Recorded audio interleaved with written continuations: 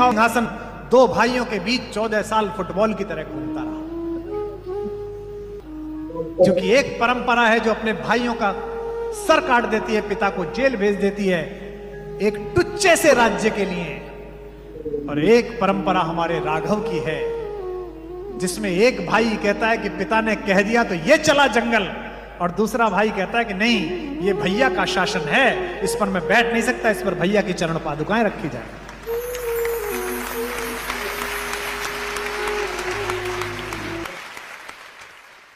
इस कहानी को यह मत सुनिए कि एक कथा है, इसका प्रतीक शास्त्र अपने बच्चों को सिखाइए। मुझे नोएडा के एक बहुत बड़े बिल्डर हैं, एक दिन उनका फोन आया मेरे पास दूसरी लहर के बाद, कुमार भाई वो जो हमारा सैनिक फार्म में फार्म हाउस है वहां अपने अपने राम कराना है 3 दिन का, 4 वर्षों से सोच रहा था, अब जाके ऐसी स्थिति आई है। तो मुझे लगा बीमार होंगे कुछ घर में परिवार में, मैंने कहा कोई हारी बीमारी? भाई साहब एक संकट था वो टल गया, अब मैं निश्चिंत हो गया हूं, अब मैं अपने अपने राम सुनूंगा। मैंने कहा क्या? बोले वो बड़े भाई साहब से जो हमारा मुकदमा चल रहा था ना सोनीपत वाली प्रॉपर्टी का, वो मैं जीत गया हूं। भाई से मुकदमा जीतकर भरत और राम के प्रेम की कहानी सुनना चाहते।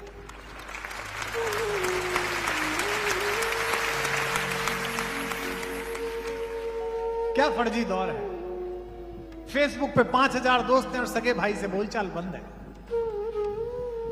मुझसे लोग पूछते हैं कि आपको क्या मिलता है? जो पैसा आता है वो तो भारत कुलम में चला जाता है, तुमको क्या मिलता है? बताऊं आपको मेरा पारिश्रमिक। जयपुर में अपने अपने राम कर रहा था, पहले दिन भरत और राम के संबंधों पर बोला। प्रश्न मांगता हूं लोगों से कि प्रश्न कुछ हो तो बता दीजिए, मैं जो कोशिश करूंगा जवाब देने का प्रयास करूंगा अपनी छोटी बुद्धि से। एक पर्ची आई, मैंने पढ़ दी झोंक में। सामने बैठा एक आदमी हाथ जोड़कर खड़ा हो गया, रोने लगा, पड़ोस के लोग उसे चुप करने लगे। उसने कहा साहब 3 दिन के कार्यक्रम के लिए आया था सुनने, पहले दिन आपने भरत और राम की मैत्री के बारे में, प्रेम के बारे में बताया। मेरे भाई साहब हिम्मतनगर रहते हैं गुजरात में, हमारा 30 वर्ष से प्रॉपर्टी का विवाद चल रहा है। मेरे बच्चों ने उनके बच्चे नहीं देखे, मेरी बहुओं ने उनको नहीं देखा। कल सुनकर रात को गया, बड़ी लज्जा आई। अब 2 दिन की कथा और सुनने के बाद परसों के टिकट बुक करा लिए हैं। सारी संपत्ति के कागज लेकर भाई साहब के पास जा रहा हूं, चरणों में डाल दूंगा और कहूंगा भाई साहब आप जो जाने करिए, मुझे मेरे अपराधों के लिए क्षमा करिए। ये पारिश्रम। अगर इन हजारों लोगों में एक व्यक्ति के जीवन में भी इस बात ने प्रवेश किया कि ये कहानी क्या सिखाती है, तो आना सफल है, पारिश्रमिक सफल है, मानदेय सफल है। क्यों चुना विश्वामित्र ने राम को? ये कहानी प्रतीक की है, सिंबल की है। कोई भी बात इसमें ऐसी नहीं है जो कहानी के नाम पे सुना दी गई। विश्वामित्र से कहा 15 साल का मेरा लड़का है, महाराज इसे क्यों ले जा रहे हो, मुझे ले चलो, मेरी सेना ले जाओ। लेकिन विश्वामित्र तो जानते थे किसे ले जाना।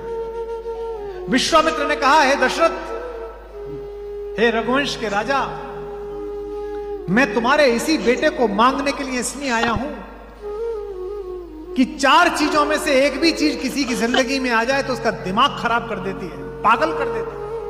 कौन सी चीजें? पहली यौवन, जवानी जवाती है। जमीन में पैर मार के पानी निकालता है आदमी, हमने भी निकाला है, आपने भी निकाला होगा। यही वो दिन है कि छत पे नंगे बदन टहलते थे, यही वो दिन है कि छाती में खांसी बैठ जाती है। जब जवानी आती है तो पागल हो जाता है आदमी। दूसरा धन, जब पैसा आ जाता है तो आदमी पागल हो जाता है। ये बच्चियां बैठी हैं, हमारी बेटियां, ये बहुत ब्रांड के चक्कर में है।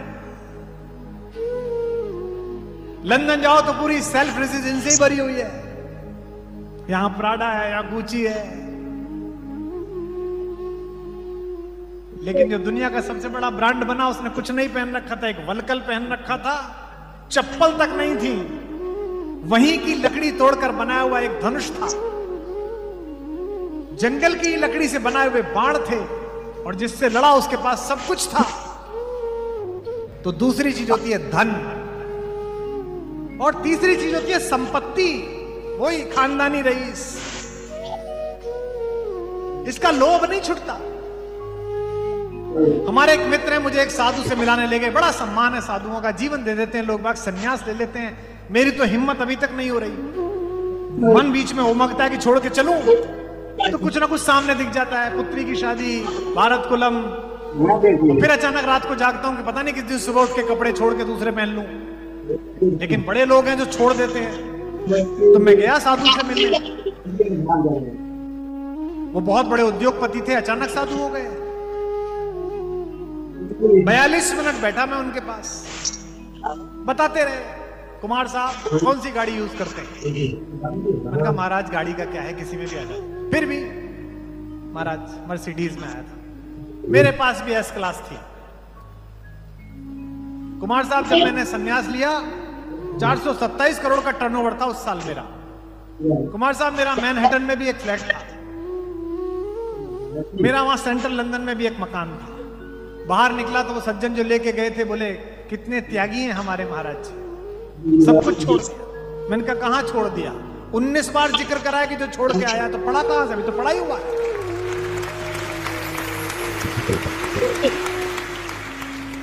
जरा सा काम करते हैं धर्म का, जरा सा दान करते हैं, पहले फेसबुक पे लिखते हैं, देखिए आप। और वो जिसके लिए मैं बैठा हूं, उसके राज्याभिषेक की पहली संध्या में अंधेरे कक्ष में उसके पिता ने बुलाकर कहा कि बेटा एक अनहोनी हो गई है, मैं तेरा अपराधी हूं। रोने लगे दशरथ। आप सबके बच्चे पढ़ने गए होंगे, मेरी भी बेटी पढ़ने गई थी, मैं खुद छोड़ के आया। जब उसे हॉस्टल के गेट पे छोड़ा 7 दिन वहीं रहने के बाद, तो पलट के नहीं देखा मैंने, क्योंकि मैं देख ही नहीं सकता था, मैं रो रहा था। हवाई जहाज में रोता रहा। शुरुआत के छोटे छोटे फंक्शंस में उसकी याद आती रही, सामान्य बच्चे की, जिसके घर त्रैलोक्य का सबसे सुंदर बच्चा पैदा हुआ, 15 वर्ष की आयु में ऐसा हो। उसे जंगल भेजने की बात करी जाए 18 वर्ष की आयु में, तो पिता का कलेजा कैसा फटा होगा। आध्यात्म रामायण में तो दशरथ यहां तक कहते हैं कि तू सर्वोच्च सेनापति है सेनाओं का, चल मैंने कैकेयी को वचन दे दिया, पर तू एक काम कर, मुझे गिरफ्तार करके जेल में डाल दे, इससे मेरा वचन भी पूरा हो जाएगा। बेटे तू मेरी आंखों के आगे भी रह। लक्ष्मण कहते हैं कि पुरुषार्थी बनते हो, कहते हो मैं धर्म की संस्थापना करूंगा, घर में अधर्म हो रहा है, ये क्यों लटकाए घूम रहे हो, धनुष को उठाओ।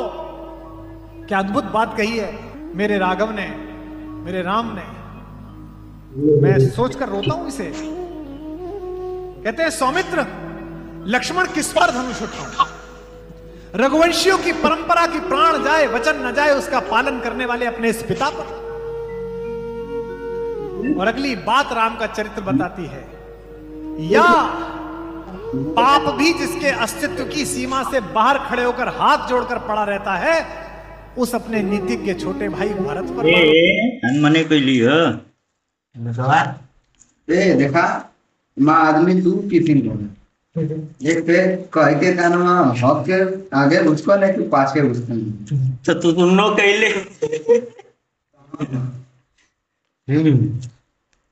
किस पर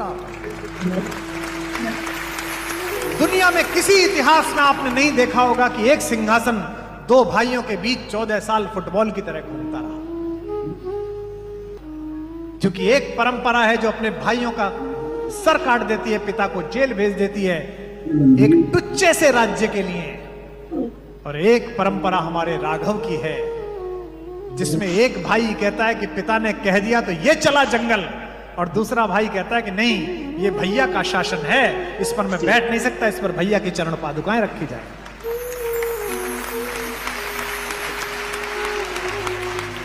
ये बच्चों को सिखाइए, ये बहुओं को सिखाइए कि कैसे श्रुतकीर्ति, मांडवी, उर्मिला और माता सीता एक साथ रहती है। जरा सा काम छूट जाए लोग आत्महत्या कर लेते हैं। आईआईटी में बच्चे की रैंकिंग नीचे आई, बच्चे ने आत्महत्या कर ली, नौकरी नहीं लगी, डिप्रेशन में आ गया। क्यों? बाकी सब सुना था बेटा, राम कहानी नहीं सुनी थी। अन्यथा सोच के देखिए, कौशल्या ने बुलाया, बेटा क्या हो गया, शहनाई बंद क्यों हो गई, लोग रो क्यों रहे हैं, तेरा राज्याभिषेक है, तो राम ने ये नहीं कहा कि मां मेरा राज्य छीनकर भरत को दे दिया। राम ने जो बात कही उस पर 1000 सिंहासन कुर्बान किए।